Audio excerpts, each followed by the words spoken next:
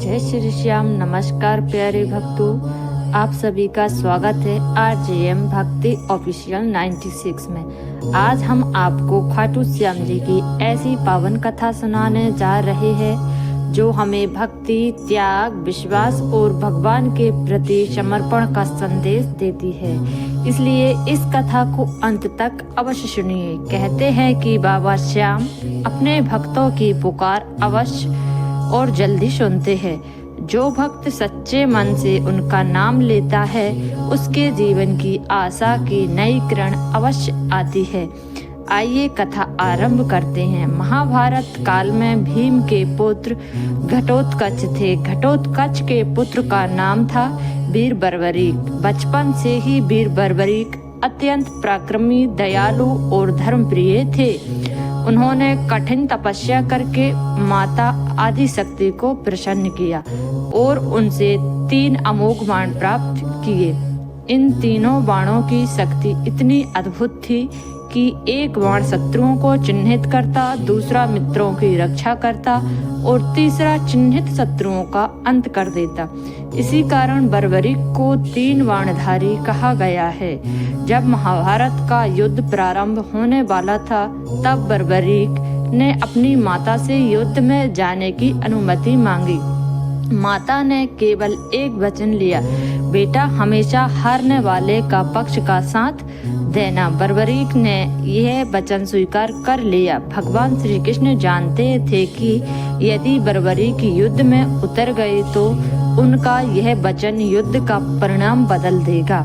इसलिए श्री कृष्ण ब्रह्मांड का वेश धारण करके उनके पास पहुंचे। उन्होंने बर्बरीक से उनके बाणों की शक्ति के बारे में पूछा। बर्बरीक ने विनम्रता से सब बताया। श्री कृष्ण ने उनकी परीक्षा लेने के लिए एक पेड़ की ओर इशारा किया। बर्बरीक ने एक बाण चलाया। बाण ने पेड़ के सभी पत्तों को छू लिया। श्री कृष्ण ने एक पत्ता अपने पैर के नीचे छिपा लिया था, लेकिन बाण उनके पैरों के चारों ओर घूमने लगा। तब बर्बरीक ने कहा, ब्राह्मण देव कृपया अपना पैर हटा लीजिए, उसके नीचे भी एक पत्ता है। श्री कृष्ण समझ गए कि यह वीर अद्भुत शक्ति का स्वामी है। फिर श्री कृष्ण ने दान मांगा। उन्होंने कहा, यदि तुम सच्चे दानी हो तो मुझे अपना शीश दान दे दो। बर्बरीक एक क्षण के लिए चौंके, लेकिन उन्होंने बिना किसी हिचकिचाहट के अपना शीश भगवान को अर्पित करने का निर्णय लिया। तब श्री कृष्ण ने अपना दिव्य स्वरूप दिखाया। बर्बरीक भाव विभोर हो गए और हंसते हुए अपना शीश भगवान को समर्पित कर दिया। श्री कृष्ण ने उनके शीश को एक ऊंचे स्थान पर स्थापित किया ताकि वे पूरा महाभारत युद्ध देख सकें। युद्ध समाप्त होने के बाद पांडवों में चर्चा हुई कि विजय का सबसे बड़ा श्रेय किसे जाता है। तब श्री कृष्ण ने बर्बरीक के शीश से पूछा।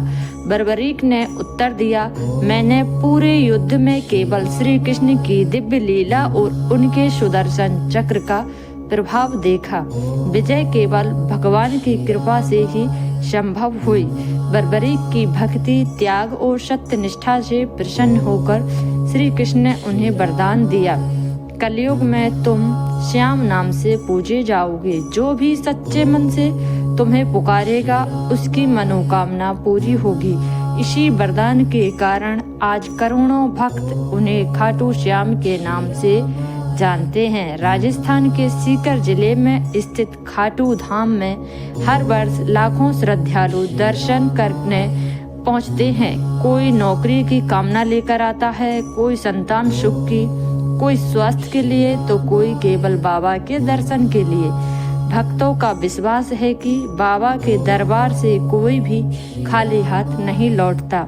प्रिय भक्तों, इस कथा में हमें यह सीख मिलती है कि सच्ची भक्ति, विनम्रता, त्याग और ईश्वर पर अटूट विश्वास जीवन को बदल सकता है। जब भी कठिन समय आए निराश मत होइए, पूरे विश्वास से बाबा श्याम का नाम लीजिए। आइए अंत में सभी मिलकर बाबा का स्मरण करें। हारे का सहारा बाबा श्याम हमारा। जय श्री श्याम। यदि आपको यह कथा पसंद आई हो तो वीडियो को लाइक करें, अपने परिवार और मित्रों के साथ शेयर करें और RJM भक्ति ऑफिशियल 96 को सब्सक्राइब करना ना